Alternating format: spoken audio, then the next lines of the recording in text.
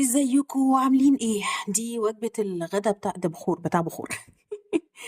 دي وجبة الغدا بتاعت النهاردة، هي تنفع فطار وتنفع عشاء. عاملاها في السريع النهاردة، جاية مش قادرة، عندنا تمرين وعندنا درس وعندنا شغل فروحت جاية. ده عيش أنا بعمله، هبقى أعمله لكم في فيديو كده، أقول لكم ايه تفاصيل العيش ده وبعمله ازاي، أعمله معاكم ممكن كمان. حاطة بس خيار، وحاطة جبنة تلاجة، وحبة زيتون عشان يشغل هرمون الليبتين.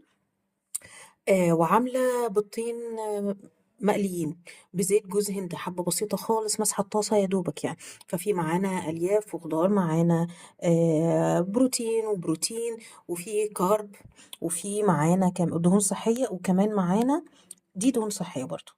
وبس وجبة غدا حلوة جميلة متكاملة سريعة وخفيفة وفي اللذيذ، وأنا بحبها أصلا. يلا سلام.